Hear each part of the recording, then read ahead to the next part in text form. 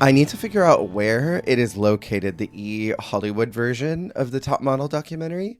Have you seen any clips from this? It just dropped, I think, today or yesterday. Wait, the which one? Hollywood did one.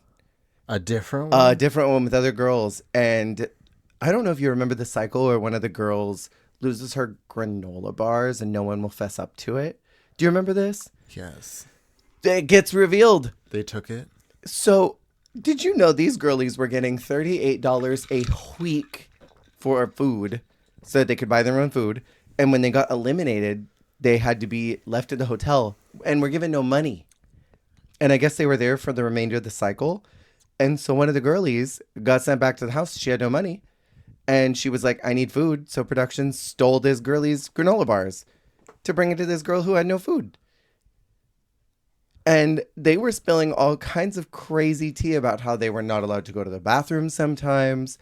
If one of the girls was awake for any reason, the lights wouldn't go down and the camera crew would not let them turn off the lights if any of the girls were awake.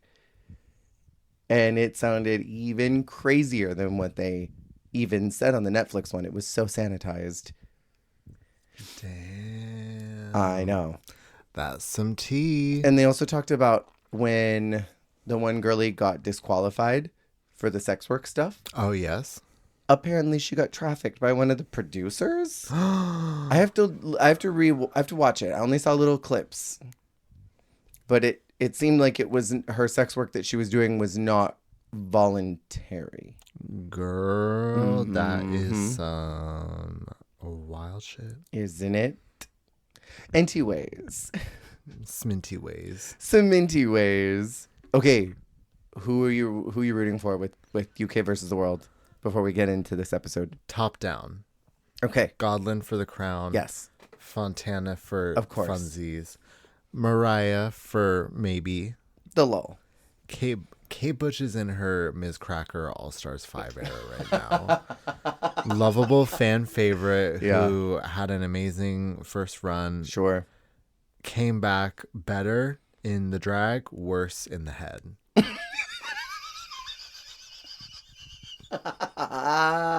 That's so fair. I think in very different ways, but I see what you mean. I want Godlin to win so bad, and I need her to. And then it's Fontana. Yeah. They've always been my top two. Hannah Fontana. Love her. I'm going to be so sad that she's not going to win because I know she's not going to, but I want her to. My immediate thought is they're going to do US queens versus UK queen, or Ru queens versus non-Ru queens. So first round of Lollapalooza will be Godlin Fontana. Second round will be Kate, Mariah. Is there a ghost outside? I just saw a shooting star. That was so weird. Oh. Did you know that shooting stars usually are astronaut poop? And garbage? Just saw an astronaut shit.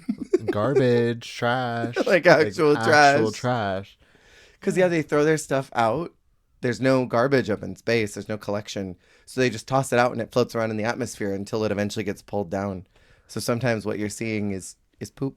But then, okay, have you ever seen, Nope? No. So, like, there's this whole TLDR. There's an alien, and it eats people, but it's like a UFO type of alien. So it expels the inedible things in the form of, like, basically, like, hail. Oh. So it's like a UFO dropping, like, belt buckles and like quarters that were in their pocket and stuff. Oh.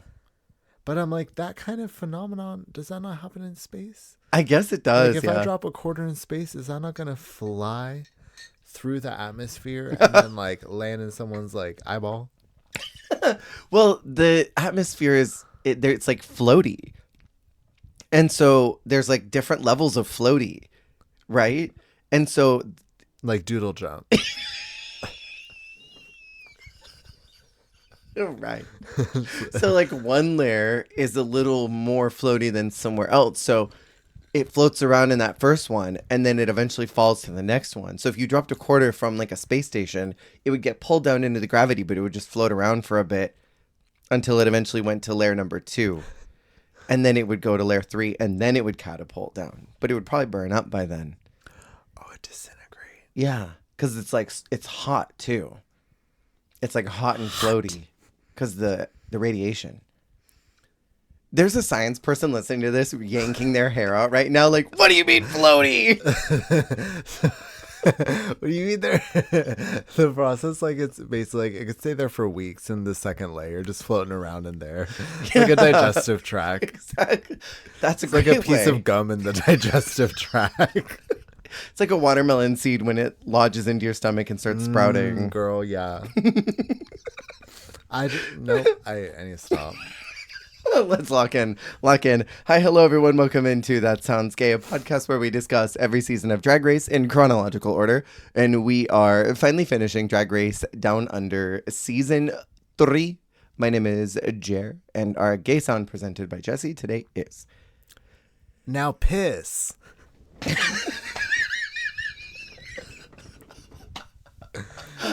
What? Pee like you're a dog. Piss. It sent me somewhere.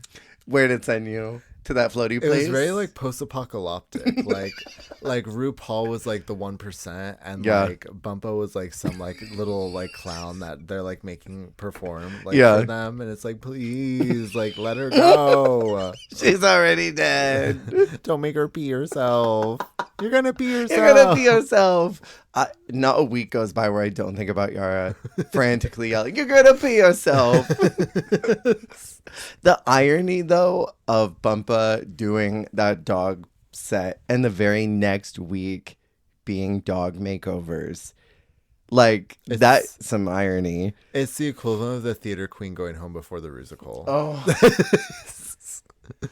It's Marsha going home before the Rusical. It'd be like if Marsha had done, like a Tuong Fu look the night before they did the Tuong Fu challenge. Girl. You know what I mean? Crazy. So we are finishing up Drag Race Down Under Season 3. Last week we talked about some BMX bitches. No, wait a minute, bitches. Cocoa Brew, brain rot. The Snurch Room, some fake housewives. And before we do these 3 and get diving into them, preemptively, how do you feel now that the season is over compared to your first watch? Because, I mean, seasons we've already covered that you perceived before that I did not. You felt very different second time around about España. You felt pretty on par with All Stars 8. Like, yep, this is the season I remember it to be. Do you feel the same way about Down Under 3 now that it's over?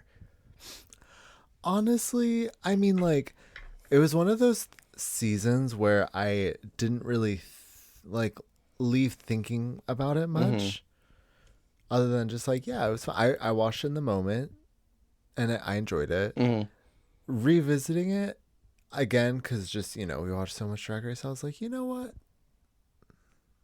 I liked you, kid. Yeah, it was a fun journey, and it was funny because, like, I think what was interesting about a season like this is, like, the episodes that are usually such a, like, slog? Grog? Filler. What's the word? A slog. Gulag? Here's some brain rot for you. The episode... vocal stem? Vocal stem. But yeah, the episodes that are usually such like goobly gop. Like, I feel like this was still a fun journey. Totally. Because we started out this season with you being like, girl, this cast. So I'm wondering if you feel the same now. I do. I will say, I hold by my strongest sentiment, which is craziest opening. Totally. That Mardi Gras, everyone gets a verse, is crazy. But then also, yeah, like, girl, this cast, what is this cast? The Down Under cast is always such like a melting pot of like, I mean, it's sort of the Canadian route of like diversity and in chaos. Like, yeah, totally. I feel like it is sort of like ticking the Canada box of like everyone's like twisted in like a little like their own way. but like it's a little under the surface. Yeah. Like I feel like everyone on Down Under is like a little twisted. A little bit. Way. Especially this top 4. Especially them. So let's get into episode 6, Drag Brunch. And I just got Bumpa Love jump scared. I forgot she was still here. I opened up my notes and immediately she was there. And Ashley's message is simply, cheers, Ash. Girl. Woof. Furious. When you're plucked. When you are over it and done, ready to go home. Cheers. Ru comes in looking like Uncle Fester in Wednesday. The shoulders are crazy. The shoulders are nuts. She's too tall for it. I love a shoulder pad, but that's way too much. It's like, if it was maybe 2 inches longer, maybe. But I'm like, she's already like 6'5". Like you can't be looking like something from It Follows. Put that away. And tells them that they're going to be performing in the annual Drag Brunch, which, okay, Drag Brunch they did in season 1, yeah? And they did the talent show? Or was that not brunch themed? I'm misremembering. I also was like, I thought this was a different challenge. Yeah, last time it was do a comedy. I think I regarded it recently thinking it was going to be something else. And it happened. I was like, oh, brunch? Okay, sure. But I mean, yeah. In true drag brunch fashion, it doesn't feel like a brunch at all. No. It's so odd because they almost were like emceeing last season, and this time they were doing what the acts you would see at brunch, perhaps. Yeah. But I don't know. I would have loved a setup different. Like, I would have genuinely loved if one person was an MC for it. Yes. Like you would see at a brunch, and then the other girlies perform just like a number. Yes, almost like variety show meets like the DragCon panel challenge, where it's like fusion MC with like a purpose. Yeah, I think that would have been cool. So we've got Hollywood determining the order since she was the winner from last week. And they get a little consultation. Like, this was the definition of a fluff episode, because what do you mean they got a consultation on their talent show numbers? And then it's redacted. Okay, this was a little insane, and I loved a little it because it was like sped up footage of what their talent show is going to be and just their reaction. Mm-hmm. And it's like, I kind of liked the keeping us in the dark about it. Mm-hmm. But then I was also like, I don't know. We already like, they tell us all of the funniest jokes in a roast before like we hear that. Like, I don't know. It was just funny that they didn't spoil it this time. But like, also, I can't think of another talent show that they've ever done a consultation for. I can't think of one where, I mean, besides like maybe a quick walkthrough. Well, because also I guess that's what's weird about this talent show is like, usually the talent show is essentially like a from home package. Mm-hmm. And it's very much like a who are you kind of what is your deal, what is your jush kind of situation. Whereas this was like a little more, okay, so what are you going to do for this right now this week? Yeah. How are you going to make us laugh? How are you going to be impressive? Well, because oh no, it's already begun. Iris, Avis. Iris Avis Lorence. I think had what felt like the most like prepared from home brought package. Uh-huh. And then the others were, I think, varying levels of like adaptability. I hear that. Like they sort of made it up when they got there. Well, Bumpa definitely did. No. What makes you think that? So what did you think about when Hollywood was distributing the order and Bumpa was like, I'd like to go first? And Hollywood immediately snaps, I really want someone strong to open it up. Okay. Well, because Reese says something that actually stuck with me since we watched it, the rewatch. He says, open with silver, close with gold. Oh. Fill the middle. Yeah. That is fantastic advice, in my opinion. I agree. I was even thinking about with U.S. Drag Race for the toast. Because they had, Well, they had Discord open, which was shady. Mm-hmm. But Mikey closed, and I was like, close with gold. And I feel like she put herself to close, and I was like, that is very fun, like very, very smart and strategic. Yeah. But yeah, I thought that advice was very interesting, and I'm always going to think about that now when they're picking orders. Yeah.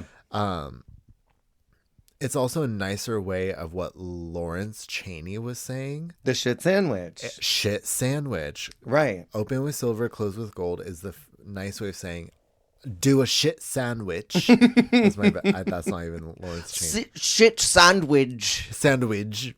A shit, why would Judy? A shit sandwich.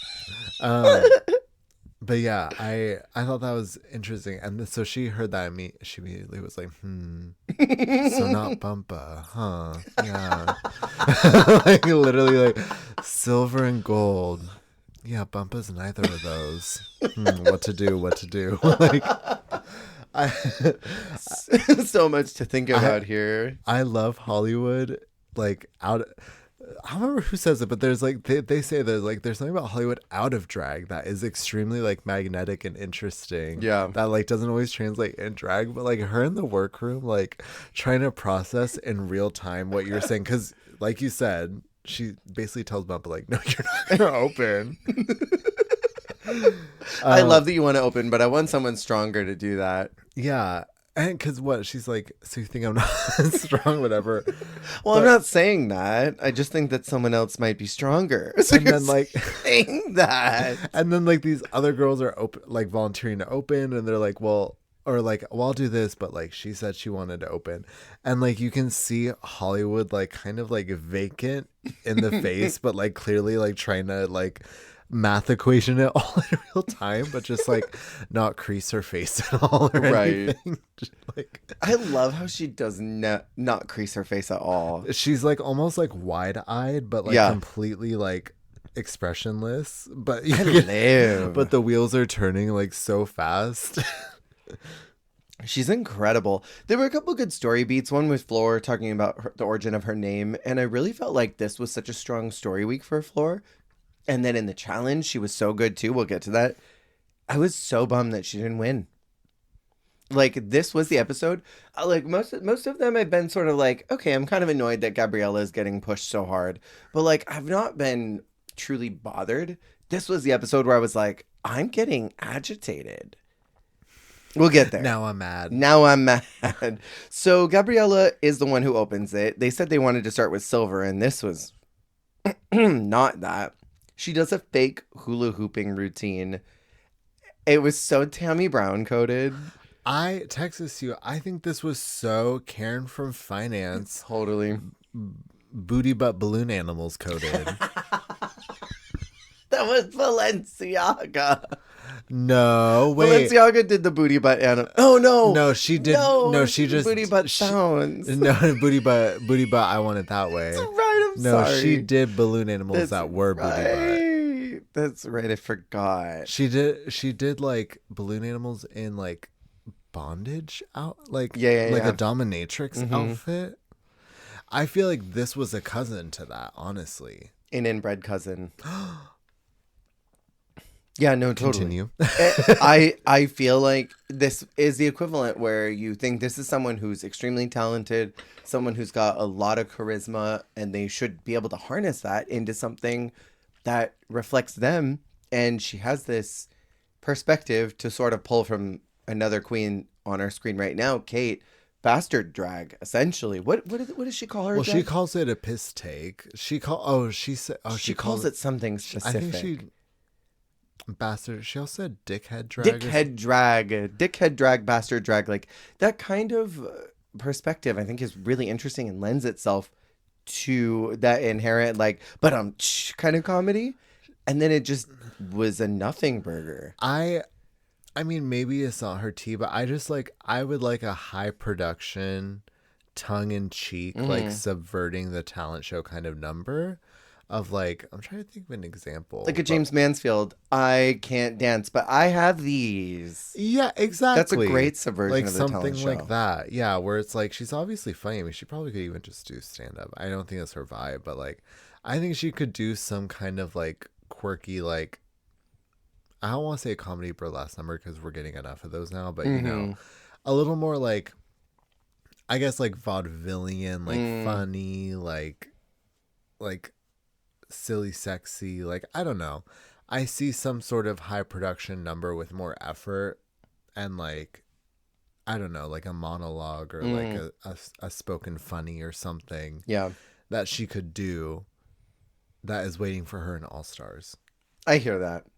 I think what is also tough about this time slot is you've got, 45 seconds to a minute? It's really hard to translate cringe humor through that. Like, I think about Irene with her water. That I'm doing something that is not really happening. Like, look, I'm making a high-class drink. It's water. That's really hard to make funny in that short of a time. Like, I just can't think of a way that you would refine that well enough. And this sketch, I'm not really hula hooping, but I'm acting as if I am. I don't know if it comes across in that little of time to build up the highs and lows of what that comedy needs to be. I'm having whispers of a future All Stars performance where it's her talent show and it's like Gabriella Labucci's kitchen. And it's like everyone's ordering Italian food and she like, oh my God. She's like, how am I going to tell them I'm not Italian? And it's like they're ordering like pizza and spaghetti and she's like, but I'm not Italian. I don't know what that was. But you see it. You see it happening. That sounds like a dream that I wake up from at 3 a.m. and I write in my notes app. And then I wake up and I'm like, what? You tag the queen. You're like, hey, Gabriella, do this at your talent show. Question. Would you tip this queen at brunch? And if so, how much? Gabriella? Mm-hmm. For this act. If you saw this in the club. I would throw... No, sorry. You throw your napkin. You throw your drink. I would try and... I would throw quarters and try and land them inside the hoops. I would take this number to go to the bathroom. I would take the quarters and every time I would go through the hoop, I'd go ding. So you're flicking coins across the stage and I'm probably peeing somewhere. What is your brunch order, by the way? Ooh. Okay, well, also, no, I wouldn't throw. No, you I wouldn't throw a coin at them. Don't get twisted. But, we'll see. I usually, with breakfast food in general, I'm like usually very locked in on like Mexican food for breakfast, which is either in the form of chilaquiles or huevos rancheros. Oh, yes. Huevos rancheros usually turns my stomach into something crazy. So I only do that if I know there's no like after or like You're going be there. Home. Like if it's like an eat and chat, I can't do huevos rancheros. I gotta go home. But in that case, I'll get like either chilaquiles or like if I'm really like feeling skinty, I'll do like a veggie omelet. But ooh, yeah, I usually like eggs with Mexican food. Like that is like the like. Yeah. What about you? Some hash browns, like those good O'Brien ones, the ones that have the onions and the peppers. Yes. And I mean, you said it, but an omelet is okay, like... O'Brien, with the onions and the peppers. Okay, O'Brien, with the onions and the peppers. Sorry. Continue. I can't put it away. Yeah, omelet all the way. And then if there are some type of fries for the... So I can be like, ooh, I had some lunch at my brunch. Okay. I want like fries. I love, in lieu of hash browns sometimes, like the chunkiest piece of potato that is fried. Yes. Like either like the breakfast, like the quarter breakfast potatoes, or like you're saying like, even when a breakfast place basically just gives you like steak fries. Yes. And it's like steak fries and eggs. Oh my God. I love a Mexican restaurant brunch because there's always the refried beans and there's usually delicious rice. Love that the like shit. Compulsory rice and beans side. Because there'll be like the taco bar that'll be there. Okay, so next up we have Bumpa Love looking like Ariana Grandma. I swear all I saw was Kasha's Ariana Grandma. Stop. Tell me she doesn't. And she's doing a comedy set about dogs pissing. It's, how do I say this? This outfit is very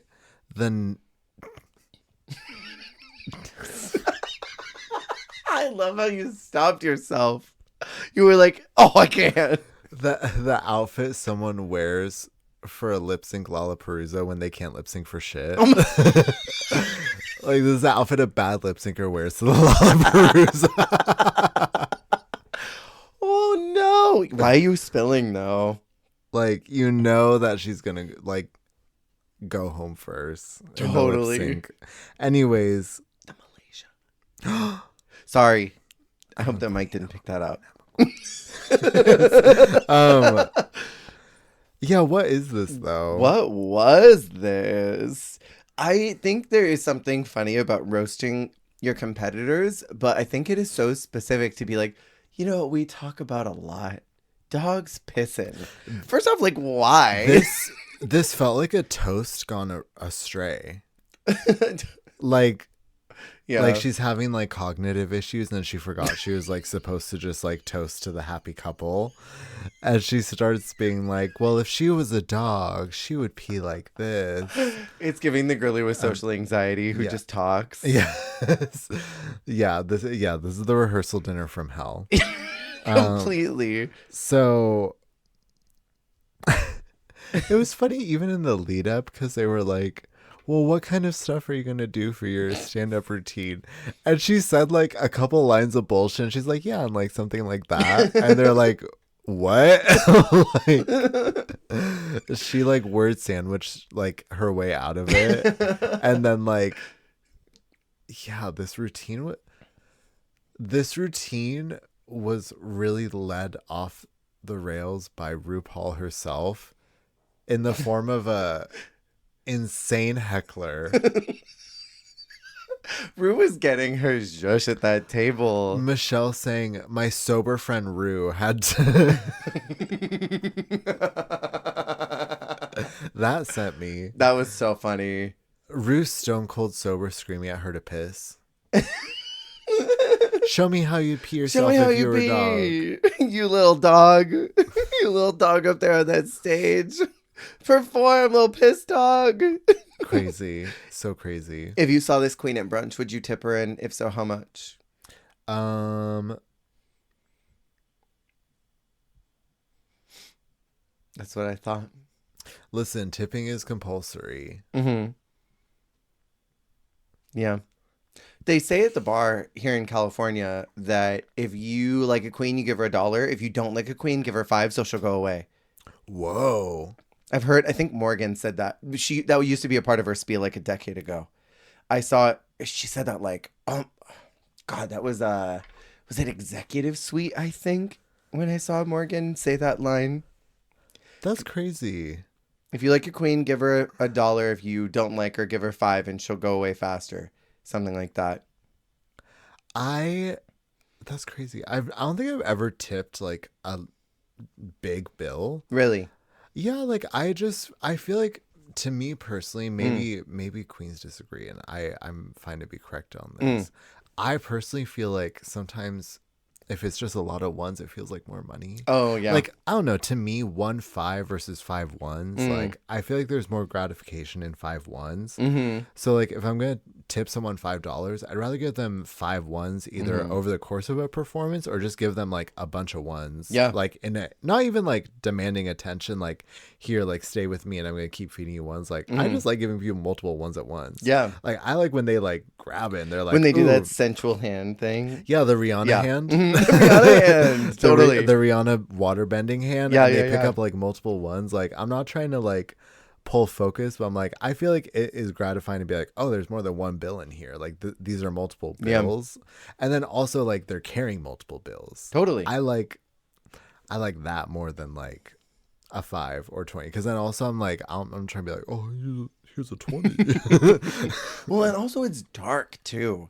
Like depending on the club you're at. I remember once this dude gave me 4 5s and I didn't realize they were 5s until after I got backstage because it was so dark and I've got lashes on, so it's blocking out whatever light is coming in. Well, it's like, I don't know, is it kind of gauche to look at the bill every and be time like, what do you got here? Unless you are that kind of queen.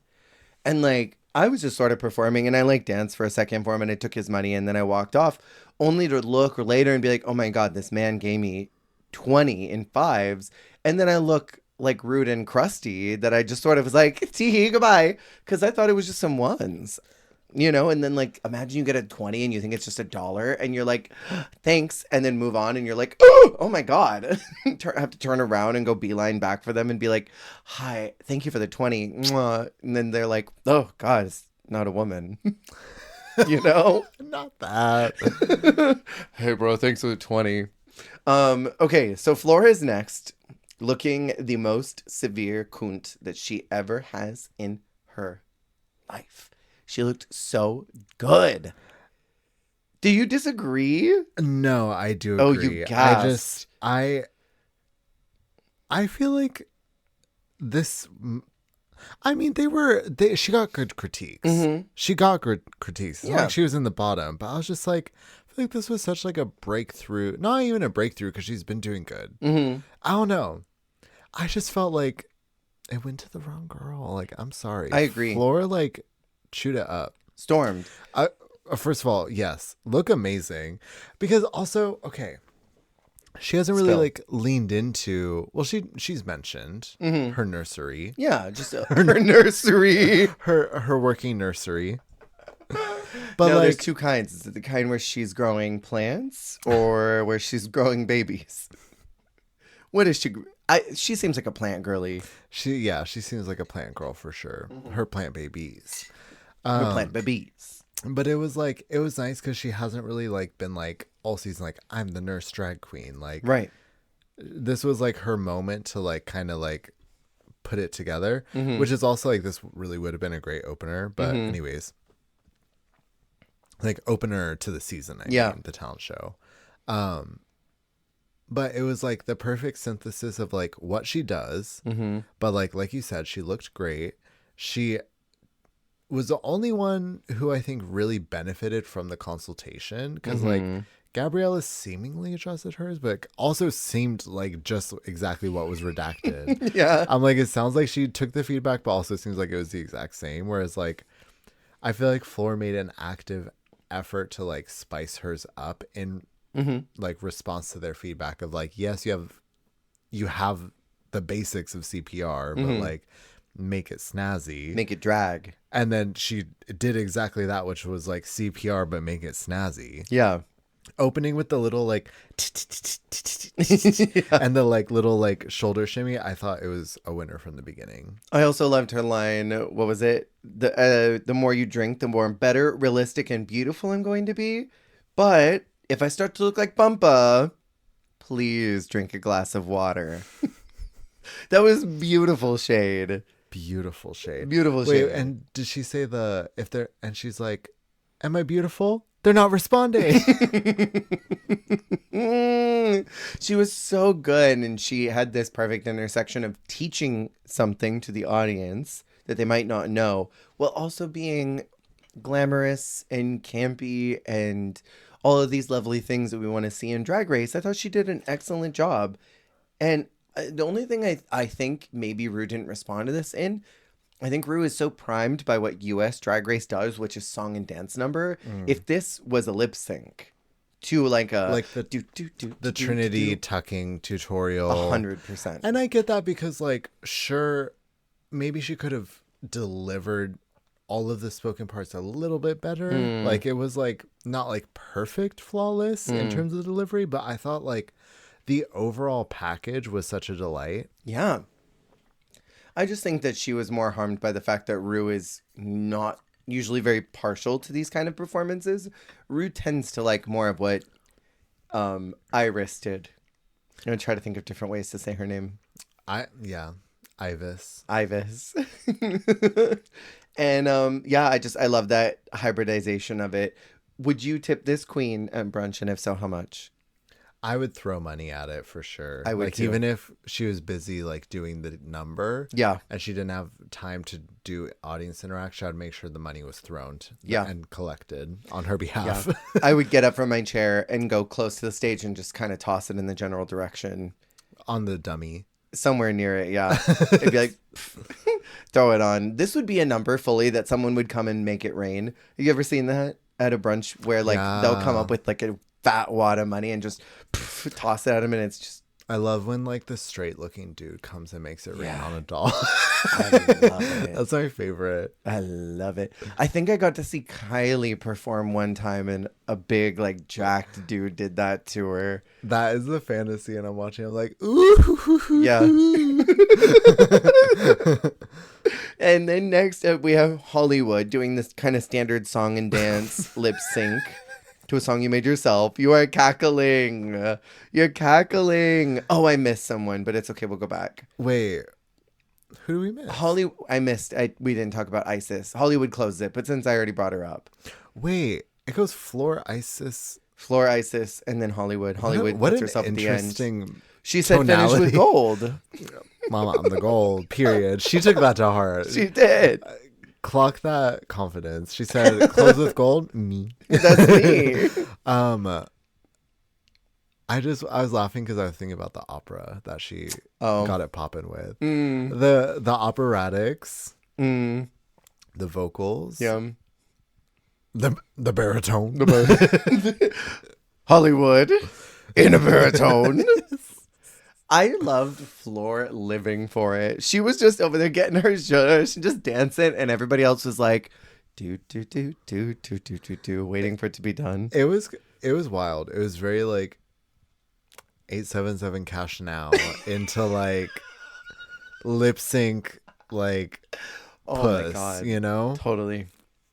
So we didn't talk about Eyeless. I Love Lucy. We didn't talk about I Love Lucy, the Avis Loren. She also does a song and dance number, but she did like a little speech beforehand. And it was like hey, let me bring you into my world. Let me bring all this to you. And you are cackling. You're losing it. RuPaul's, oh, that was beautiful. It was so supportive, soccer aunt. But it was I was like crying because like I was half listening. Yeah. Because I heard Isis like, okay, a little louder. Yeah. And then I heard, she was saying something else, but I didn't hear. And then I just heard the RuPaul, oh, that was beautiful. Yay! Like so like proud and enthusiastic. But I was like, is she like ribbing her right now? Is she being like trolling? Oh my God, we'll get there. That's right, baby. Oh my God, Ru is vocal this season. She's unhinged. She is. She's going off the deep end. But that just like immediately sent me. It was very funny. I will agree. But also like, what do you think about this number? I would probably, this would be like $1 tip for me. It'd be like, okay, you did as expected. Because I think Ibis lip syncs extremely well. I think that she dances really well. She connects with her song beautifully. But it's just like, yeah, drag queen stuff. Let's go. You know? And that's kind of how I felt. I appreciated that she baked into her set a chance to monologue, just in case the energy was wherever it was. Then you could sort of reset it and invite everyone into your performance. But I think where that hindered her is like, what if she was the opener? And then she like can't set the tone. God. What if she was the first one to go and she already has it baked in like a 15-second monologue? What is she supposed to do? Go out and be like, hey, everyone, get your hands together for me. Okay. Like, how do you do that? The whiplash of her opening and her having that weird little 15-second monologue into her song. Yeah. That would have been the most chaotic opening. Right?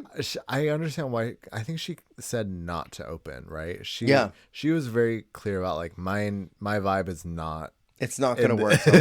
And that's probably why, because like, what the heck do you do when you've got 15 seconds you're supposed to vamp, or you just start it and then it ends and then you vamp.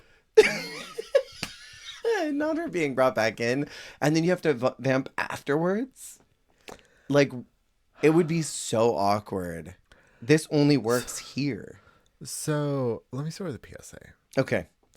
I think that the newer generations suffer with, this is not related to what I'm about. This is not related to this number at all. This is a general statement.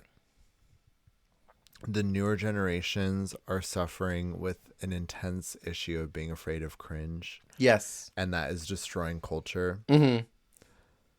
I think I try to overcome that, but I think sometimes it trickles down. I hear you. Because this made me cringe. Did it? And then I'm like, am I the problem? Like, can I not just accept things to be joyous and beautiful and like unironically like sweet? But I just like all of it. I was just like, girl, I cannot right now. And I think that I am like it's like a plague. Like I think I am infected by the fear of cringe. And I think that she's just expressing earnest joy and liberation. Right. And I respect her for that. But it is a little like, this is me. This is real. No. Oh. Well, what's that called? Oh, from The Greatest Showman. Little Greatest Showman. I know what you mean. Different one. The one I'm thinking of is Camp Rock. A little bit both, honestly. Yeah. Honestly, she is very Camp Rock coded. She is. Did you see that Fontana reference Camp Rock with her dance when she was training the girls for the girl group? Really? Because I'll find the clip. I was talking about that when she was doing it. I was like, Camp Rock. She legitimately referenced that. It was for the girl group. She still follows me. I love that. Does she? Oh, she does have it still. Camp Rock. It was for the girl group choreo. I can't. Yeah. Literally, me and my partner, whenever we see anyone just doing like arm choreo, like that kind of like marchy, like not really moving your feet, but you're just kind of swinging your arms around. We're always like, Camp Rock. So fair. But yeah, I don't think you're the problem with the cringe here. I think that the opening monologue was a little cringe, especially going into the number not being like an empowering number. It was fine. Can I say this is a really good drag number for someone who doesn't watch a lot of drag. Oh my God, yes. 1,000%. Someone that is a little more new to the pool. Yes. Yeah. If you showed this to an inexperienced person, they'd be like, oh, I love that. That's really cool. It's why it works for RuPaul. She's got Cocomelon brain. She forgets things faster than they go into her head. She sees a drag queen and immediately forgets about them as soon as the season is over. And so it's like every time is new. That's why she got so excited for that. She was like, yay, that was beautiful. But like if Jan did that, she would have stood up and shot her. Her brain is 80% Roblox at this point. Completely. So our runway category is called Not in My Backyard Barbecue. Oh, of course. Yes. Totally. Did you have any standouts from Not in My Backyard Barbecue? Well, okay, honestly, this is probably my, no. Oh. No. Me already taking back things before I say it. I was going to say this is my favorite Gabriella look, but that's already not true. I don't want Which one's your favorite?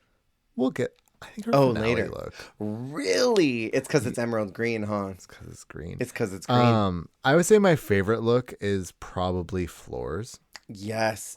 Again, the intensification of what's her name? Yuri. The Yurification. Truly. And can I say, not that this is like cheap or anything, but I feel like it's truly a drag hack of like, you can take a pretty simple garment and amplify it so much with a concept. Yes. Like this is just a yellow dress that is burnt. Yeah. I mean, it's a pretty yellow dress. It's a nice tulle. It's got a nice little yellow ribbon, whatever, but it's just a nice yellow dress. It's a lovely yellow dress, but the grill and the burn is what makes it what it is. And I feel like that is kind of like sort of just a creative and like costume making hack in general is like a simple garment with an embellishment that amplifies the concept is like kind of like not a shortcut, but it's like that's all it takes. Yeah, it doesn't have to be to the 10s bombastic. Yeah, but like even like the shoe is dirty. Like she carries it all the way through, and it's just that like consistency and the concept and the execution of the concept. It doesn't have to be like stoned or like latex or like some crazy thing. She doesn't need to be wearing a latex ketchup bottle. Strays already. But yeah, I just feel like it's one of those things where it's like that is drag of like you can make something like so clear in the concept and it just like it makes the whole look feel so like magical. I hear that and I completely agree. I loved Floor too. I really enjoyed as well Hollywood. I thought this idea of this model who's in a pool and just chilling in the pool during the barbecue, that was hot to me. I would say this is my second favorite. Yeah. And I love the kind of like, this like pool floaty. It almost feels like a sewing challenge look. It does, doesn't it? In like a really, but in a good way, like a winning sewing challenge look of like, oh my God, I can't believe that was a pool floaty. And that was the way that it feels sort of like clever and repurposed and like tongue in cheek. And I mean, she looks great. So she looks beautiful. I really was confused by Bumpa's look because it almost looks like it was supposed to be her Bad Girls Gone Bad look. And then she just swapped it last minute. Because it's literally just Bad Sandy. Right. It seems like it should have been that. I'm obsessed with... What are you obsessed with? Itis. Coming up with another name. The S is silent. Being like, actually, I'm Italian. Hey. She had her Ellie Diamond moment. She totally did. She had her Ellie Diamond moment of like, hey. You see that Italian bitch over there? That's not actually Italian. Me, I'm Italian. Yeah. I'm Italian for real, bitch. And I love that for her. I'm true to this, not new to this. Literally, she said, barbecue, bitch, I'm Italian. And it was very fun. I didn't really get barbecue from it, but I mean, it's cute. And I do want to say as well, the last thing about this runway, when Hollywood was walking, she said that she looks stunnalina. And I just want to say, Stephanie Prince, I know that you're out there somewhere. Thank you for introducing this to the lexicon. You're an icon. Stunnalina. So this week, I know why I wrote this. This is the week where Hollywood lost the crown. Because she has this beautiful, sweet moment with Ru and asks her, what is it that you want from me? And Ru is like, how old are you? She says, I'm 28. And Ru says, 28 is the year where Saturn returns to the place when you were born. And the secrets of the universe will unlock and all the beautiful things will start coming to you. And it'll all make sense later. You beautiful, stunning creature. Only to the next week be like, you fucking lied to me, you bitch. You're 32. You let me have a sweet, intimate moment with you and you lied to me. You're out of here. That was something crazy for real. Wasn't it though? She was like, I feel like RuPaul was really like, I really was vulnerable for you. I really like, you're like, this season isn't even eligible for an Emmy. And I shared that moment with you and you lied to me. But honestly, I feel like it leads into the most exciting part of her entire storyline all season. The age gate is so thrilling. Age gate. And we'll get there. We'll get there. But yeah, she had this beautiful, sweet moment with her and showed her Zodiac girly stuff and just was there. And it was crazy because it felt like the first real, like, genuine connection between RuPaul and Hollywood that has happened this season. Yeah. And so maybe that is also part of the gag for RuPaul. It was like, this is the first time I feel like I really connected to you. And bitch, you were lying to me. Through your teeth. That is crazy. It's giving when you lie so much about something that you believe your own lie that she has told people for so long. I'm 28. She forgot the truth. She forgot that she was in front of the Queen of the Universe. Queen of the Universe. Queen of the Universe. And was like, oh, wait, I lied. It's okay. She won't find out. She's not the head producer or anything. But the fact that Ru was like, I'm going to go look at your file real quick to make sure you're 28. I got to figure out the drag investigation. I want to know how. No, I'm like, did she look it up or did some PA was like, RuPaul, I have something to tell you. Guaranteed a PA did that. Guaranteed. The winner of the challenge is called as IFIS. And the Eiffel Tower. The Eiffel Tower. And I was honestly pissed Italian. Off. The only Italian woman here. That's why she won. Because she was dressed as an Italian RuPaul. I was like, oh, it's that Italian woman I like. Give her the win. And Michelle was like, you like the other Italian woman. No, that ketchup bottle over there. It's that one. No, you like that ketchup. It was like, no. That one right there, the Italian woman. You're like, I don't recognize that one. She looks different. This is the moment I honestly got mad. I got mad here, and I don't get mad on Drag Race very often. Well, and also it's like, with this as well, Isis has like been a consummate professional and so solid all season that I'm like, she's had her moment plenty, and like also she could have maybe gotten further like accolades or appreciation for being a little bit like a cut above the rest at certain times throughout the season, even episode 1. Yeah. But I'm like, right now, I feel like we had moments to celebrate other girlies, and I'm like, Isis, I love you. You are a, unclockable winner, I would say. But this was Flora's moment.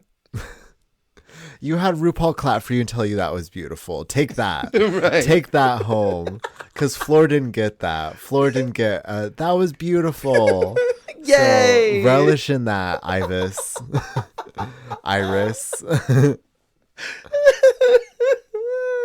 And the bottom two are Bumpa and Rue's Bias.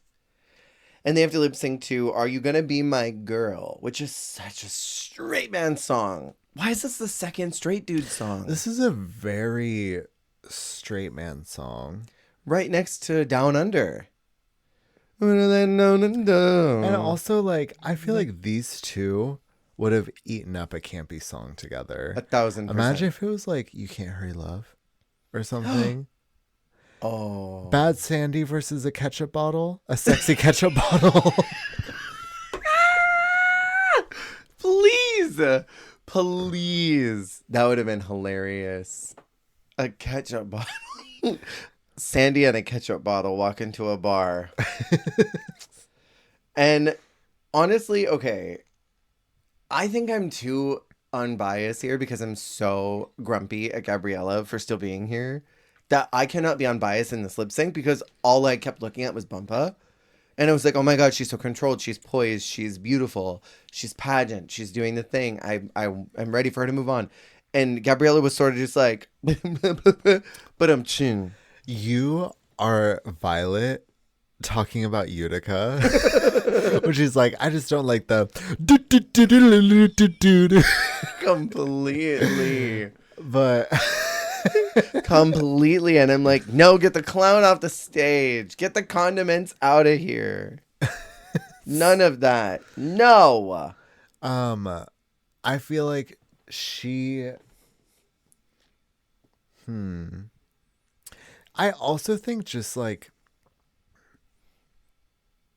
it would have been better with a different song. Completely. Because also I think this, I don't know if this was its intention, because this is sort of like Gabriella's dip in this season where she's sort of having a rough time. Yeah. And you can kind of, in the edit and how it's handled, make that this is when a front runner like has a moment of weakness, but it actually propels them because they get to show like where they're strong. Totally. But I feel like this isn't, I'm sorry, but who is going to have a moment to shine to Are You Gonna Be My Girl by Jet? Name someone. Like Maddie, it's just like Morphosis. It's just maybe. Stop, Joe. Sorry. This is a straight guy anthem for real though. Completely. It's a straight British guy anthem. That's the other thing too. It's like it's very chav. Please. But yeah, I just feel like they both would have benefited from a song that I feel like they have almost like a through line in a lot of performance songs they could both do. So I feel like you had so many chances to do something fun, something campy. I know these are pre-chosen, whatever. but like it doesn't really go with the storyline of front runner in the bottom, but gets to show off they're a good performer. Yeah. Because it's like, who gets to show off they're a good performer to this song? To this. Of all of them. While dressed as sexy Ketchup. As Ketchup. Ketchup. She looks like an extra from a diner skit right now, because also like some of the extra accoutrements of that costume are off. So she just has like the ketchup hat and a red mini dress. So it's like, where's ketchup bottle number 2? They both look like extras from something. Both of them do. Some like weird like retro diner like musical number. It's the Grease musical, but for some reason they've got condiments dancing on the stage to pad out the dancers. She should be next to like someone in like a burger costume, and then like someone dressed as like an ice cream cone. You know what it's giving? It's giving like one of those gum commercials where for whatever reason they're referencing an iconic part of a movie or something. You know what I mean? Yeah. It's like that. Like Sandy comes out to tell you to chew 5 gum. And then there's like ketchup and mustard dancing with hamburgers for whatever reason. I hate it's like chew the gum. You won't taste any of this. So we move on to episode number 7, Terriers and Tiaras, where Bumpa is out now. And it's hilariously iconic and ironic that they did a dog challenge the week after her dog set. That's insane. A lot more dog content in 2 episodes than most seasons in their entirety have. I do love that it took, 30-something seasons to get the dog makeover again from the bitch ball.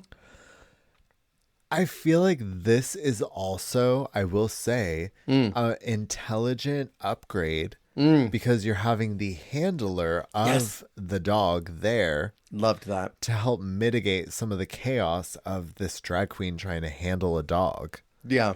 I feel like that made a lot more sense because the dog is obviously going to feel more comfortable being with their owner than with a drag queen who, even if they got to... That was the other thing that I kind of realized too with season 4 watching this is I was like,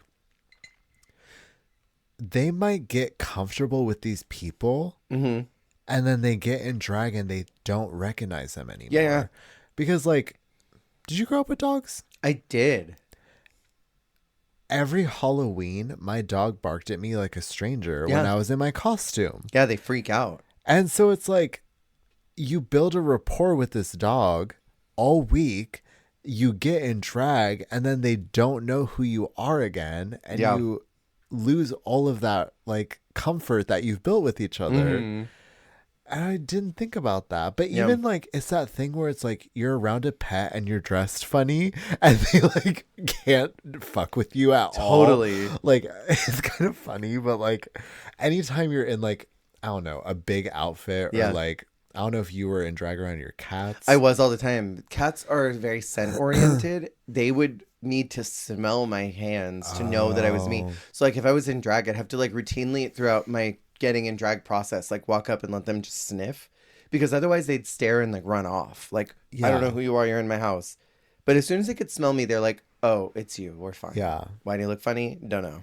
But all that being said, I feel like keeping the pet with their original owner is a very smart choice to make it all smoother. It's kind too. But then add chaos and put the dragon dog. Put the dragon dog. Put the dragon the dog. Did you get that drag in that dog? Did you get the drag in that dog?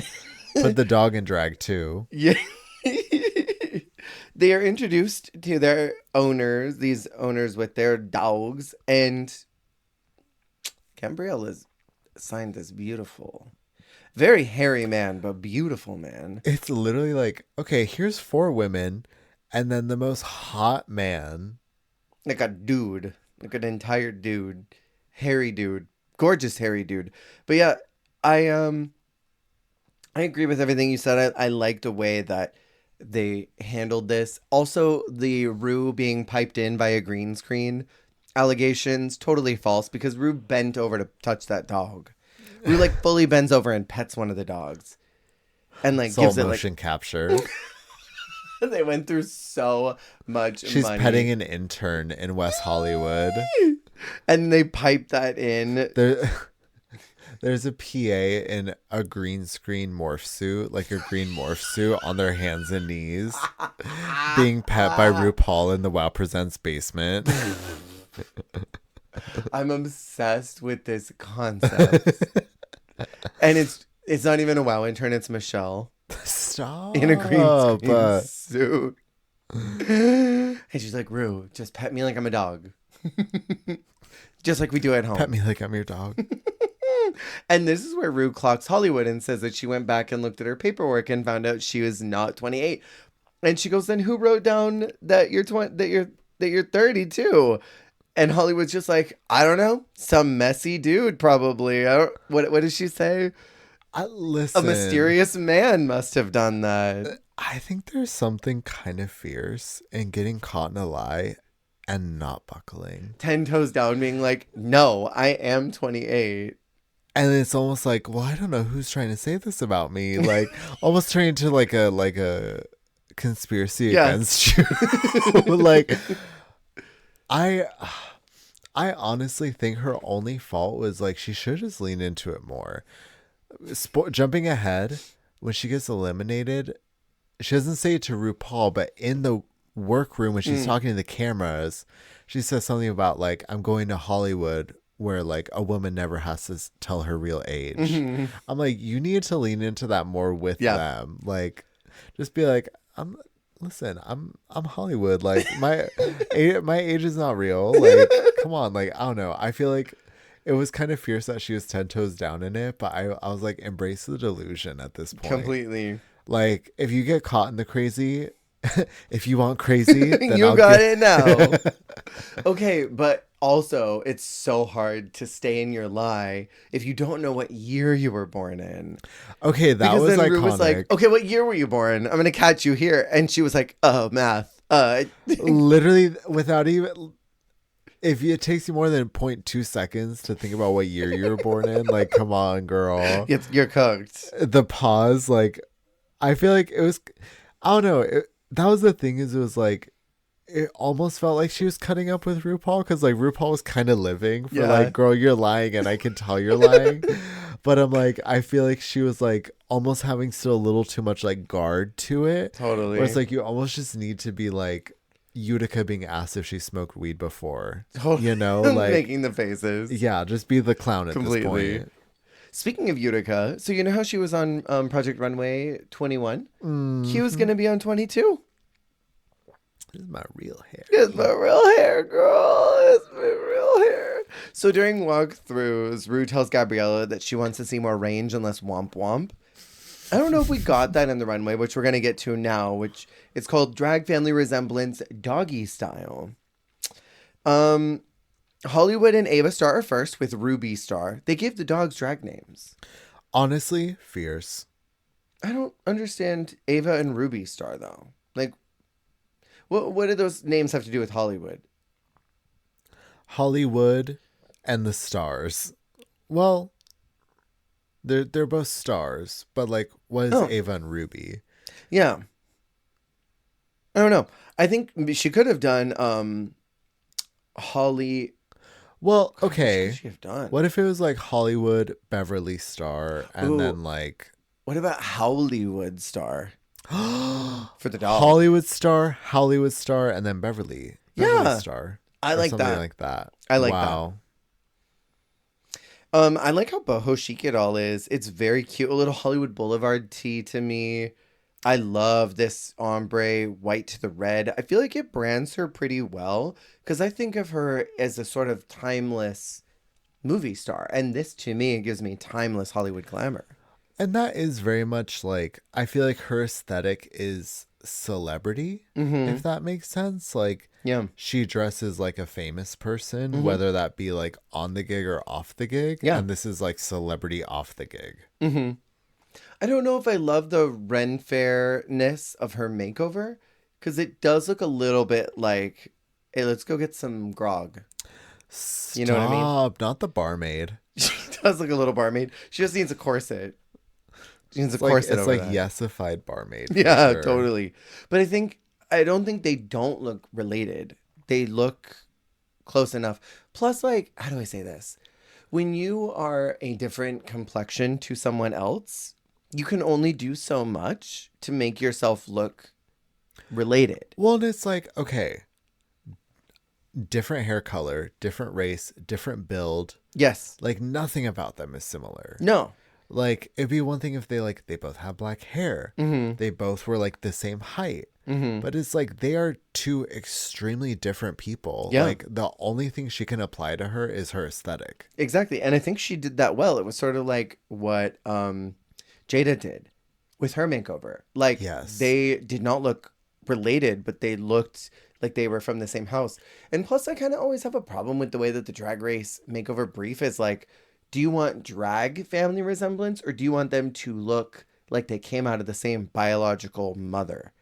Because the way that they were talked to was like, you guys don't look related. What part of them doesn't look related? They have the same hairstyle. They have the same outfits.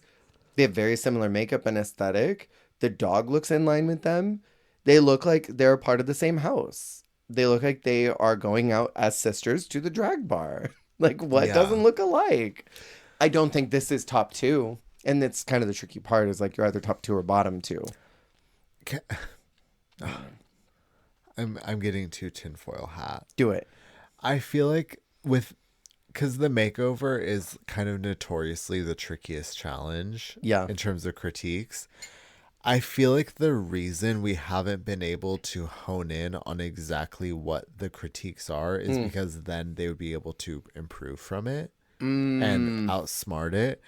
And I feel like just keeping it into the like, I'm not getting family resemblance, but not expanding allows room for that critique to always be there if need be. Does that make sense? I see what you mean. Because if it's like, well, I'm not getting family resemblance because XYZ, then people just start understanding the XYZ and always having that. And then it's harder and harder to say like, well, I'm not getting family resemblance.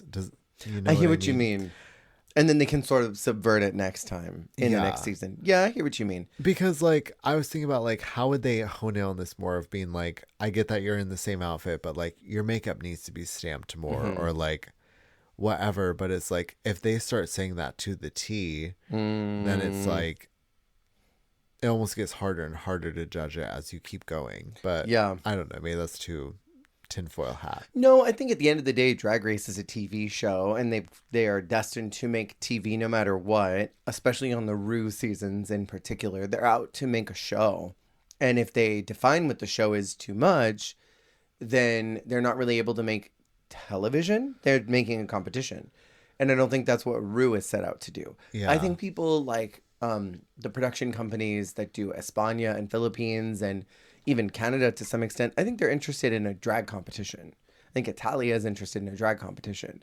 But I don't think that's what Ru's goal is. So I think if you define it too much, then when your booger queen that you don't like does exactly what they're supposed to do, how do you kick them off when you don't want them to go to the next episode? She's a booger queen.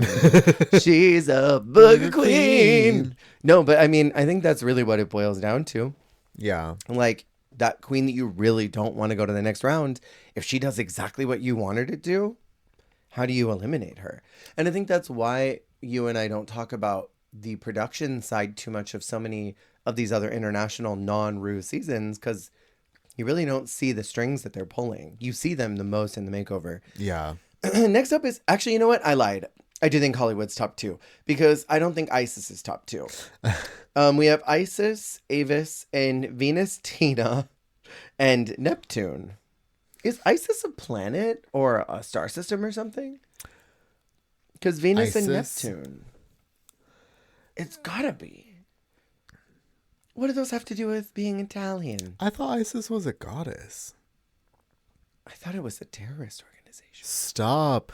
Well, that's the other problem is, like, I feel like us as Americans are too, like, brain rot about ISIS. Oh. Because that's what, I think that's the thing is, like, because also, like, the ISISes in Drag Race are not Americans. Mm-hmm. I feel like in America, I feel like we're a little too, like, freaked out by it. Oh yeah, totally. I feel like the only ISIS I can think of in American culture is the top model contest. Yeah. But even then, that was so long ago. I think that was before maybe that became a buzzword in politics. Maybe. Interesting, yeah. But yeah, I just feel like we're it's a little like freaky to hear that word in the US. Totally. You know, Bush. The Bush. Sorry, go ahead. I was just gonna say, I thought she was a goddess. Isis? Isn't that Osiris? Oh no. I honestly, I don't know. You don't want to look up ISIS because then you're going to get all kinds of hits. Stop. Then I'm going to get swatted. The FBI runs in here. Seth is going to get me. What do you think about her busting out the ice green this late into the season? Do you think it was so smart of her to bring out that icy, every drag queen owns this fabric look? Icy, spicy, Fion too pricey. You know, I kind of hate the iridescent ice fabric, but also like for her, it makes sense. Sure. I mean, but also like if there is like, because wait. Yeah, what is that through line? Because I get what you mean, because Venus and Neptune. Yeah. And then Isis. I could look it up. Because I'm getting like a water planet, like kind of like. I'm going to look it up and I'm going to specifically put the parameters, Isis planet. And if I get swatted, then you know. Oh, there is a goddess. Though there's no planet named Isis. There's a meteor belt, an asteroid, 42 Isis is a large meteor belt asteroid measuring 100.2 kilometers in diameter. Huh. Interesting. Named after Isis Pogson. Are there any astrology hoes listening? Can you comment and let us know what's the through line between Venus, Neptune, and Isis? Isis goddess, according to Wikipedia, is a major goddess in Egyptian religion whose worship spread throughout Greco-Roman world. And they're one of the main characters in the Osiris myth. So somewhere in that, maybe they have to do with one of the planets. Well, what is she the goddess of? Her symbol is the Tayet. That's so helpful. Like, is she the goddess of Venus and Neptune? I'm trying to figure it out. I'm speed reading over here to try and figure out what it is that she does. You to Isis. What do you what do? What do you do? You to the goddess Isis. Magic, healing, motherhood, fertility. Well, she is mother. Isis, Avis, Laurensis. Yes? That's who you're talking about, or are you talking about the goddess?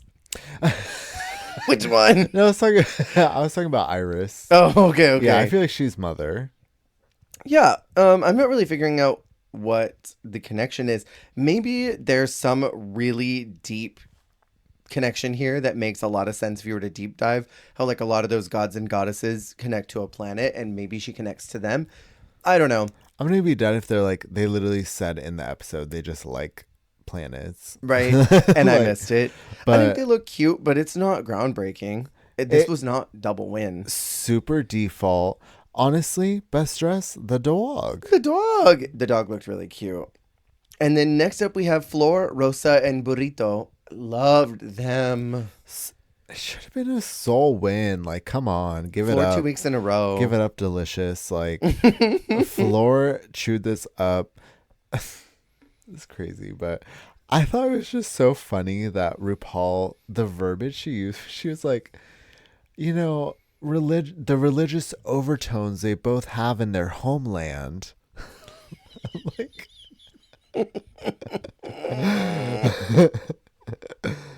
she was like, they were able to connect through that.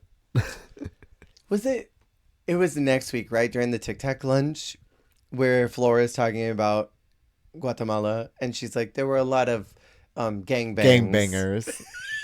And she's like, not gangbangs. And Rue's like, I think you mean gangbangers. Oh, yeah, gangbangs. And they're like, you mean gangbangers. Yeah. And Rue's like, I don't think there's a problem as too many gangbangs, but maybe some gangbangers. Yeah, she said there were a lot of gangbangs. Oh my God, I forgot about that. I died. Anyways, I think she looks beautiful. I think they're both stunnalina. I think the dog looks really cute in that little hanging chain. It almost looks like diamonds. Yeah, so very cute. Also, the most poised dog. Yeah. Very like, they walked really well. They weren't a problem, which I feel like kind of is like bonus points.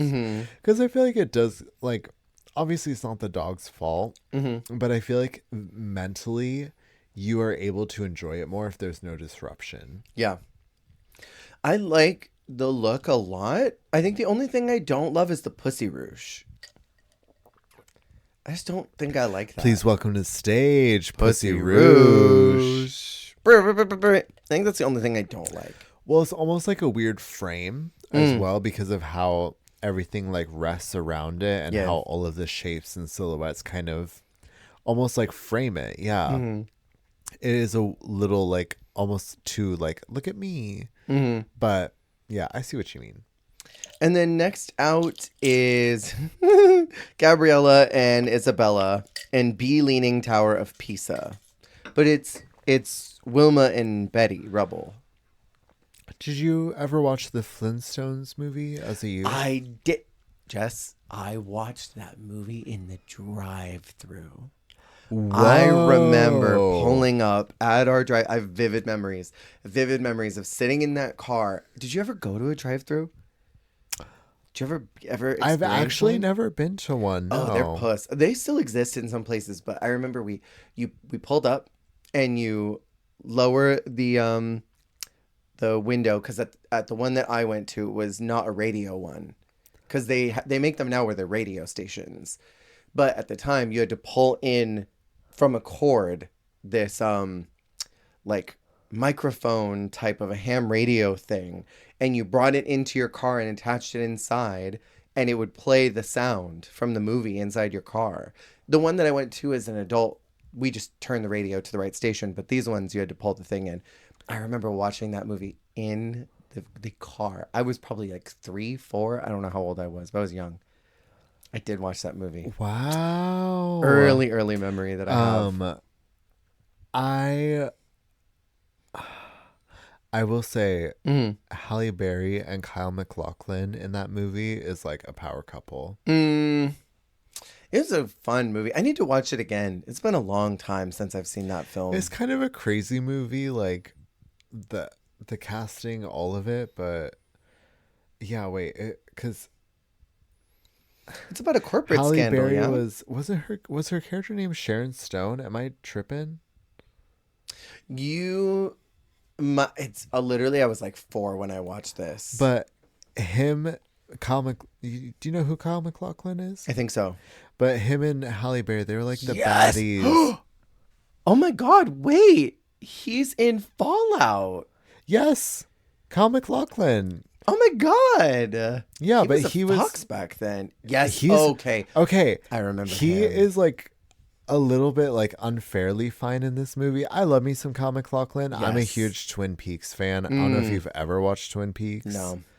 He's in Twin Peaks. That is like his like ultimate role. But I remember him in that film, and I remember being a tiny little kid, and I remember being like humana about it.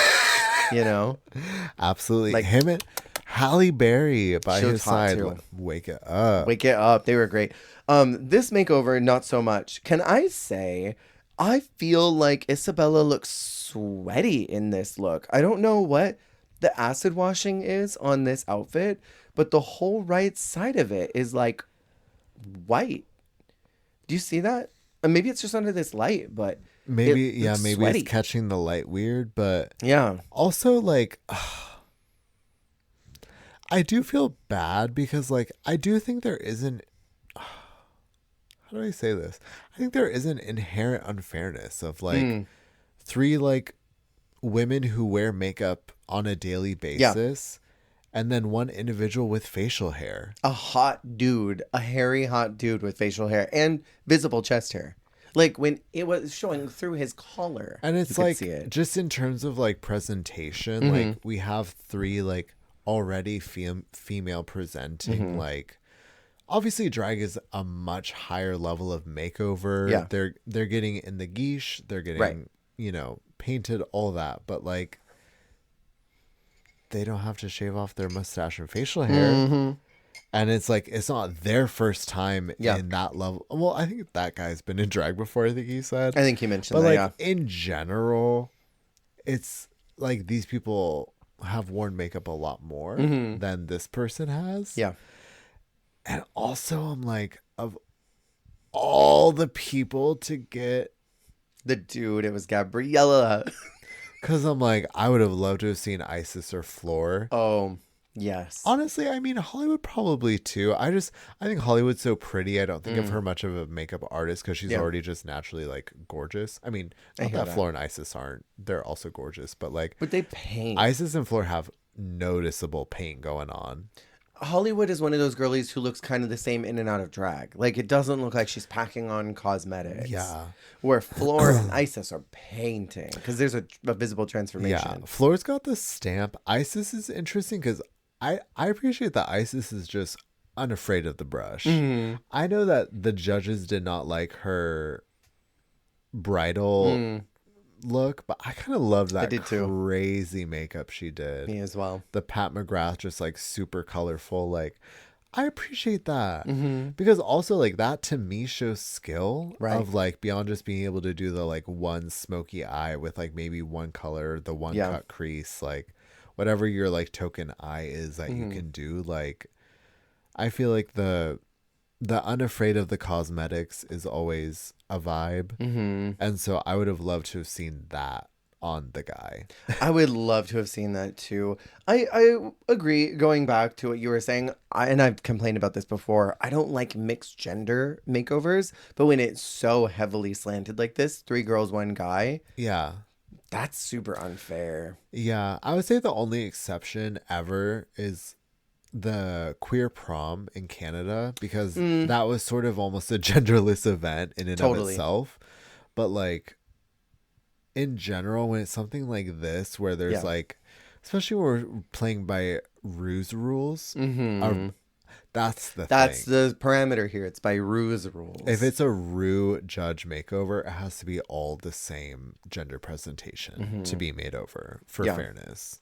Well, and also, I mean, they also were so inconsistent with this because didn't their best friend Crystal do a Bert and Ernie look? And they were like, yes, we love the camp. And then Gabriella does a best friend look. And they're like, best friends are family, but that wasn't the challenge. The brief wasn't this. And it's also funny because in defense of Gabriella Labucci, this is aesthetically more similar to each other than Bert and Ernie are. Completely. Bert and Ernie are just like complementary. This is almost like a Peach and Daisy of like the same look with like 2 different colorways.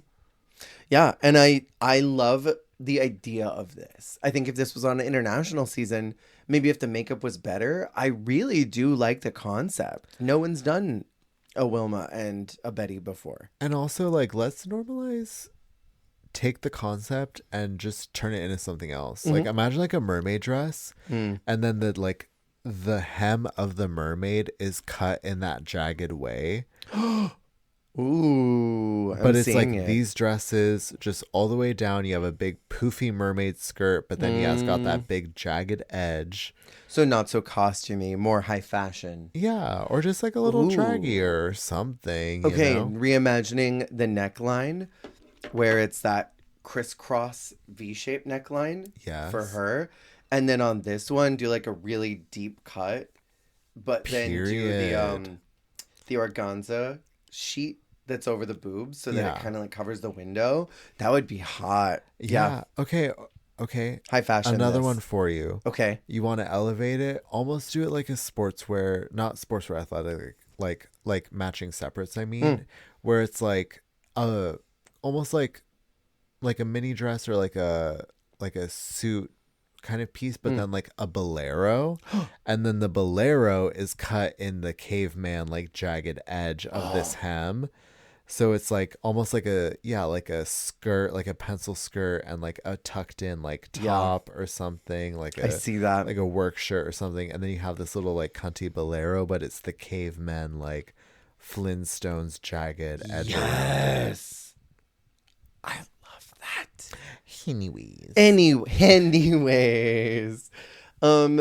they go through the critiques. It is the standard up and down, things matter until they don't, makeover challenge critiques. And they give a double win to Floor and I guess. I guess. I don't think this was a double win. This was Floor's win week again. And I mean, if they were already going to crown Isis, why not just give Floor 2 flowers in a row? Give a little fake out, like, look, maybe she's going to win. And then it sort of gives her an Ella Day effect where it's like, oh, look, she stumbled at the finale. Because they tried so hard to make it stick that Floor fumbled next week, and she didn't. Yeah. And it's like, and maybe that would reflect a little more if she was on an upward trajectory and then didn't get top 2. It would maybe even get people to rally behind her more so that they're excited about whatever she does next. I don't know. It was frustrating. And if you're not on the top, you're in the bottom. So that leaves Hollywood and Gabriella to lip sync to Not About You by Haiku Hands. This song was insane. Wasn't it, though? It's not about you. I'm not my sister's keeper. Chill. I've never heard this song before. I've never heard this song, but it like, I didn't forget it. I don't want to say it's stuck in my brain. Like, it's not, I don't think about this song a lot, but like, I remember it. It was a very like, it's very like iconopop, like yeah, that just kind of like da da da da da da like. Is that the I crashed my car into a bridge and watch it let it burn? That one, like accented like scream singing over a strong beat. And I kind of live for that music. It's a wordy song, and even though I'm over her, and I wanted her to go, Gabriella worked it out. She did know the words more. It was like a Hugasio to that song Pussy. And I'm like, I was not expecting you to throw down like that. And it was because like Hollywood did good, but there were a couple moments where I was like, I can't tell if you were just like too locked into the dancing that you kind of like slipped or you just don't know the words. But it felt like Gabriella was like words first, movement to correspond. Yeah.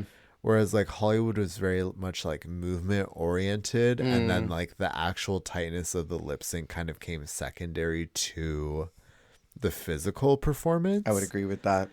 And usually 9 times out of 10, lip syncing like facial performance trumps physical performance. I would agree with that. And especially on a Ru judged season. Yeah. They announced that Hollywood is out and Gabriella is then leading us to episode 8, the finale, where I feel like it's usually a victory lap. And we've talked about the finales so many times at this point, where it's like a lot of who told you to pull my panties down and blow a compliment up my butt type vibes. And it's usually that. And I feel like last year it was so like, okay, Spanky could win, Hannah could win, Queen could win. It felt like it was really all around. But this time, it was like, well, Gabriella's a flop, so she's not going to win. Sorry. I said I wasn't going to be mean. And Ru hates Floor. Like, she's not going to win. So it's going to be Isis. So it almost just felt like a really long edging session of like, we know that we're going to finish. Can you just make it happen a little faster? Like, yeah, put some spit on it and just crank a little harder. You know what I mean? Like, it felt so filler. I can't even. It'd be like if Jan and Thorgy made it to top 3 with Ginger. Like, stop. It's clearly not gonna be them, you know? I can't with that. That's the closest thing I can think of. Like, these are not girls that are going to win with this queen being the judge of this. And they are told they're gonna collab for "Crying on the Dance Floor," which was such a good song, by the way. Yeah, I I feel like I can't think of another thing this song was used for. Am I tripping? I've never heard this ever. Well, I think this is one of the, how do I say this? You know where she has that album where it was all like, it wasn't new, well, they are new songs, but they were all like basically remixes or reduxes of existing songs. Mm-hmm. I'm 99% sure this is a redux of an existing song. Oh, that would make sense. The "You Won't See Me Crying on the Dance Floor," I'm pretty sure that is a line from an existing RuPaul song. Oh, so this is like her future nostalgia. Wait, is that from Main Event? Oh, that's what you mean. Like she's sampling herself. When she says "You Won't See Me Crying on the Dance Floor," I think that is because like she had a whole album where they were sampling existing RuPaul songs. At Google. Where like LA Rhythm is sampling Hollywood USA, for instance. That's a great song. LA Rhythm, let the beat hit 'em, Hollywood. I'm such a boomer and I type with one finger and I have to be like bloop bloop. My phone's also old, so like it's not very responsive. Oh yeah, it's the chorus of Main Event by RuPaul. No, I won't let love bring me down. You won't see me crying on the dance floor. No, I won't let love bring me down. You won't see me cry. You won't see me cry. Yeah, the RuPaul in the 2020s era, a lot of her music that is not like the new like rapping like Queens Everywhere kind of music. A lot of it is just like her catalog, and they take like lines and they're remixing them and turning it into a new song. That's so cool. So this is technically a Main Event remix, which also, speaking of which, a RuPaul song that still deserves a lip sync. Have they not done Main Event? I don't think so. This is a Main Event. Are you ready? I swear they lip sync to that. There are a couple, I feel like definitely Main Event and Get Your Rebel On both deserve a lip sync. Yeah. There's some good RuPaul. I miss when the opening song used to be a RuPaul song. Episode 1 RuPaul lip sync. When did that stop? Season 8? Season 7 was the last one because they did Geronimo. Because 8 they did Applause, yeah? After watching Crab Lady, they had it. No more. Ru said, not these queens, not my song. They got Queen Kong to come choreograph, which I love how they incorporated the alum here. Because last year, didn't they have Elektra for season 2? Oh, you're right. Oh, that's cute. Oh, wait. I feel even worse. I can't remember her name right now. Anaconda. I feel bad because like 2 out of 3 of the top 3 were there except for Hannah. Oh, she should have been there for something. There's like nothing like she could have really contributed to this episode. She almost should have been there like earlier in the season, but it felt bad because Spanky and Queen were both there. Hannah could have gone in and introduced the challenge. True. And could have like just walked in cackling and just announced it and walked out cackling. Or just like, I don't know, fucked with them in the workroom while they were getting ready even. Vamp. Wouldn't this be the time where she'd be getting ready to go to UK? I don't know if she could have. Because I would imagine if this wrapped, Ru probably flew straight to the UK from here. Probably. Oh, interesting. Because I think 5 and Versus the World are filming right after this. They've got to be. Timeline wise. Anyways. And then they do get to see Spanky. She looked so cute. I don't know. I really liked her little New York varsity jacket that she was wearing. I love those colors on her. I love Spanky Jackson. I love Spanky. She's such a fun time. And then they do their song, which is super chill vibe. It reminded me of Catwalk. That just like chill vibe Ru. I love it. Yeah, but it's chill without being like weird chill, like All Stars 5. Yeah. The like weird like acoustic super queen, like she's a super queen. Yeah, you're totally right. Like Catwalk, where it's like it's low key, but in like just like a cool way. Yeah, I liked it. We've got floor opening, Isis right in the middle, and then Gabriella finishing it. I don't really have a ton to say. I have their lyrics if you care about them, but I have their lyrics here. The only thing I want to say that I should not have giggled, because Gabriella has a really impactful song about mental health and about getting proper diagnosis so that you don't want to take the other option.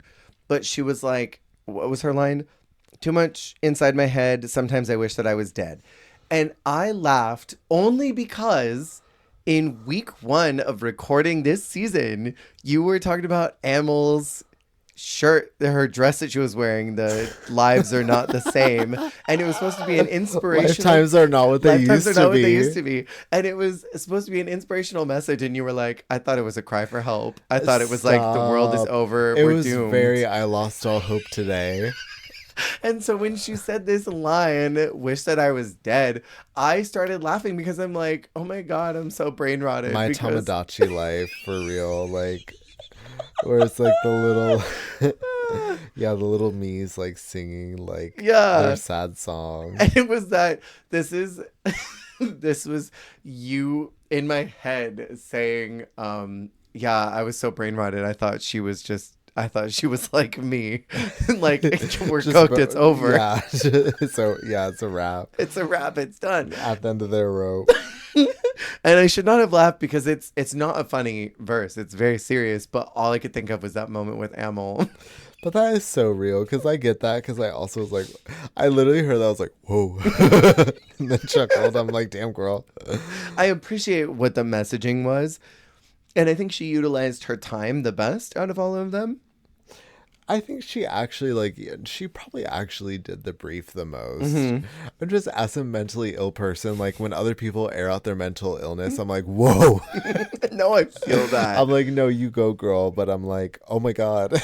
We can't talk about our desire to die. Say that? I'm like, when I say that at work, everyone just looks at me concerned. I say it and suddenly it's a crisis. Yeah. People are calling numbers for me. Suddenly the room goes silent. They're asking if I need a 72-hour hospital stay, and I'm like, no, I'm fine. I'm like, damn, maybe if my name was Gabriella Labucci, it'd be funnier. Maybe then it'll mean something. Yeah. And I feel like, too, like you said on the brief, where the song is You Won't Catch Me Crying on the Dance Floor. Yeah. It's like it's very that. I'm diagnosed. I don't want to die anymore. I'm here to stay. You're not going to catch me crying. Like, I get that probably more than the others, where it's more like, look, I'm fierce and a queen. I found my light, Mama Roo. And I did think that the only one who nailed it was, what letter have I not used? Itis. Itis is the only one who did not forget the choreo, knew all of it beat for beat. Flora was struggling and Gabriella was struggling. But it was almost like in an Anastasia and Drizella kind of a way. Like, you were messing up so badly that it was kind of fierce. Like, yes, you better be one step off. Right? Yes. Very Anastasia Nakwe and Sorry Not Sorry.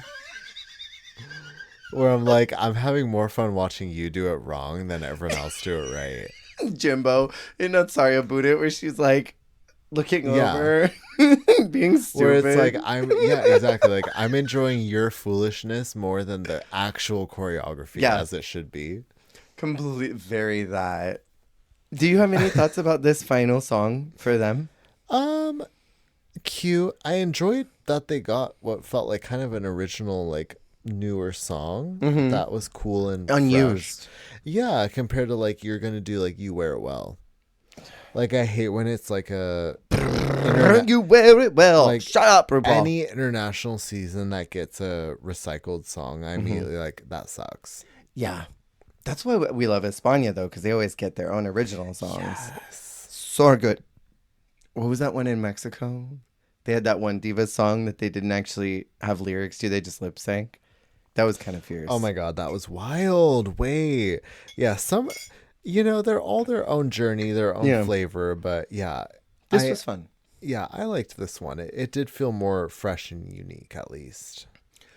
I don't really have a ton of thoughts about these finale gowns because I don't know if they are necessarily a good end stamp to any of them. Like, I'll quickly breeze through my thoughts and then I'll let you have the floor. I think that floor, the neckline is really suspicious and strange because of that collar. It almost makes it look like she's wearing a turtleneck. Yeah. And then the way that it blends into this mohawk, I don't know if I love with this burnt orange. And then I like the intensity of that green on Gabriella, but it's so unfitted. And my eye goes right in to her amusement park. Keep your hands, arms, feet, and legs inside the seat buckle at all times. The roots are crazy. And then Isis looks very, very pretty. Period. So I feel that. I would say floors I really like. It gives me, but not for this necessarily. It gives me in a pageant when they have the like cultural costume. Oh, I can or see the that. like what's that? You know, where it's Home like country. your region's costume. Yeah. And it's like for USA it was like a transformer or whatever. Yes. Like something stupid. But it's very like something that is very hometown look to me. Did you see Mr. Puerto Rico last year as the bat? Stop. It was funny. But it's very that. I see you. It's very like, yeah, like a portion of a greater package in like a pageant or something. Mm-hmm. Gabriella's, I like the sentiment of she chose green. Green means growth. Yeah.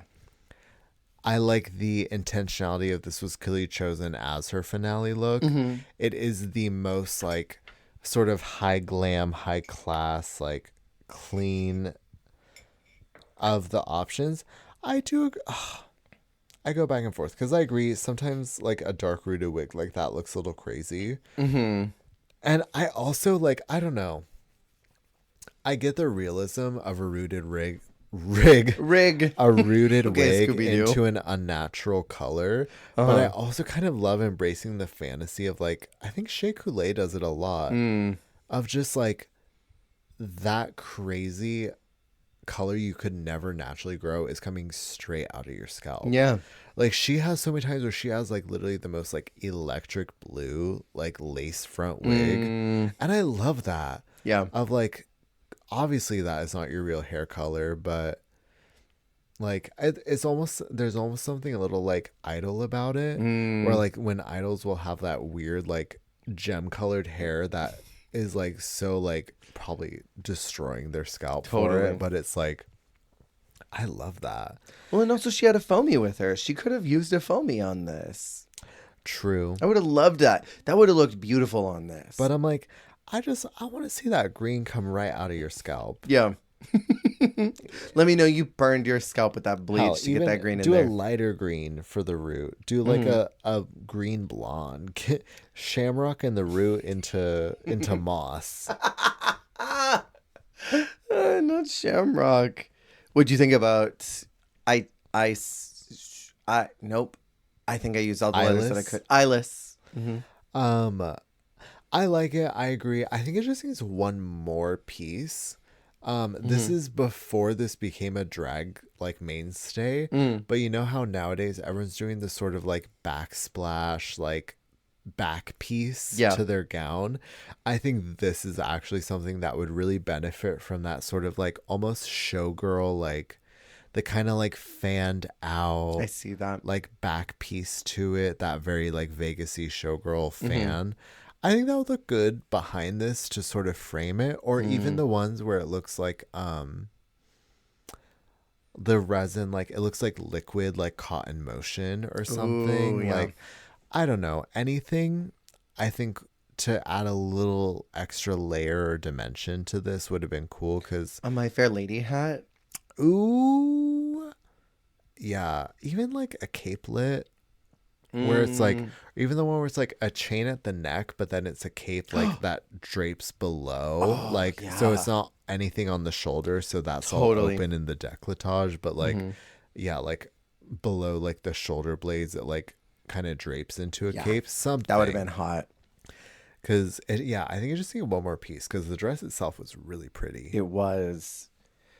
So Flora's cut, I think that's bullshit. I'm going to be so honest. Can I say? Yes. I don't know if it had just caught me on a bad day at a bad mood. That was genuinely one of the most emotional, upsetting eliminations I had watched in a really long time. Since Peach. Her, like, just, like, trying to hold it together and kind of just being like, it just wasn't my time. Mm-hmm. Like, so gracious, but just, like... And it sucked because I'm like, but it, like, you could have... I'm like, it sucked because she took it, like...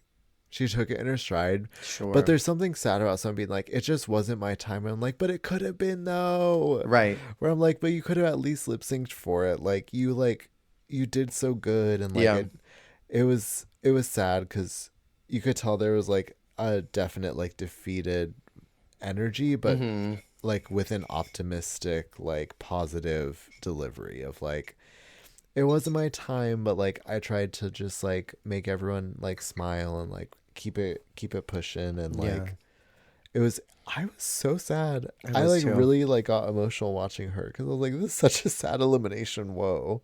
I felt sad and I was grumpy. I was grouchy about it because I'm like, it was so obvious you didn't like now this. I'm mad. Now I'm mad. Get him banned.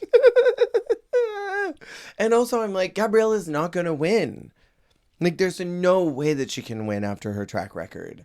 Flora at least has a chance. Clock that.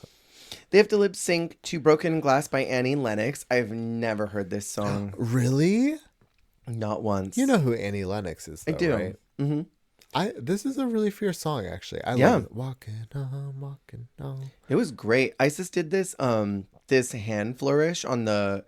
When she pick up the pieces, like she was like sprinkling sand out of her fingers.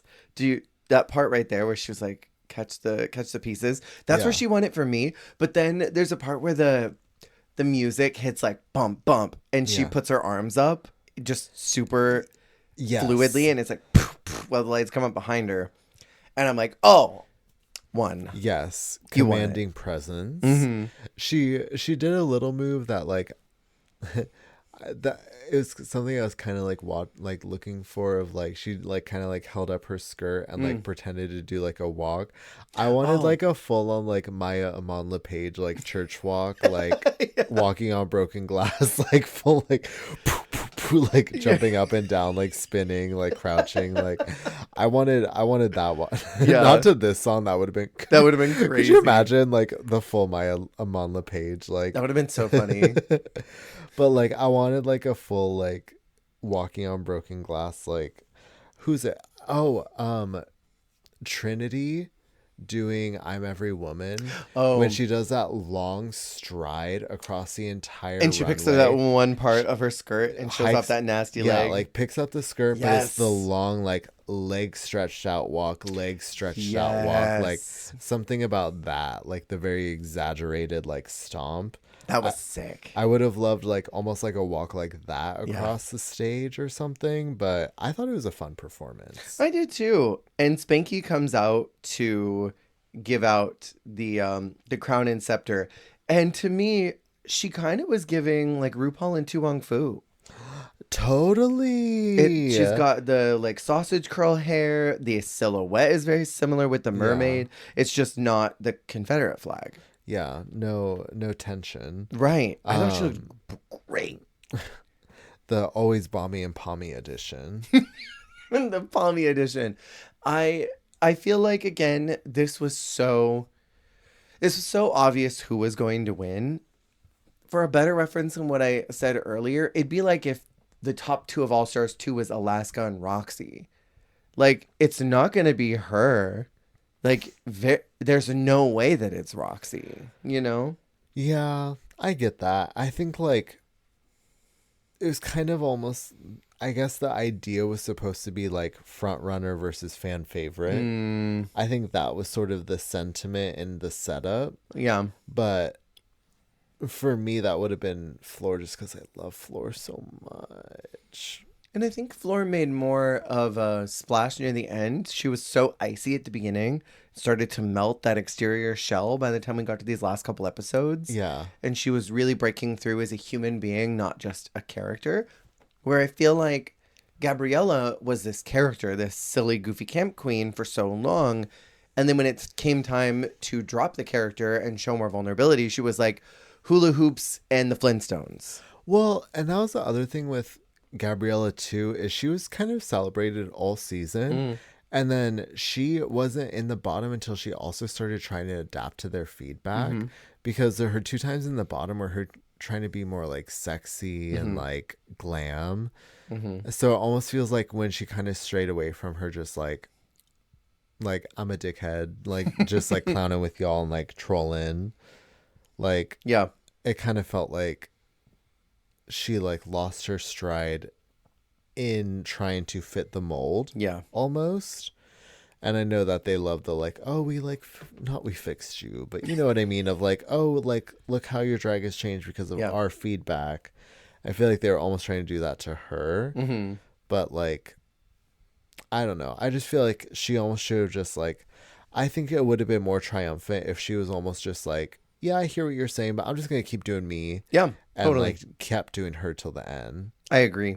I think it would have looked, I think, better overall for her as a character that she didn't waver. Because, like, Spanky got challenged on things. A lot of winners have gotten challenged on things. And they were like, I hear you. I don't share that concern. So I'm thinking like an Evie. Totally. Where it's like, well, I can do my version of what you're asking for, but I'm not going to do your version of what you're asking for. 100%. I also wish that the other contestants were here. The eliminated queens. I know. I was pissed. I hate Let us see that the the girls. seasons don't do that. Why don't they do that? Yeah, for real. What makes you grumpy? They're local.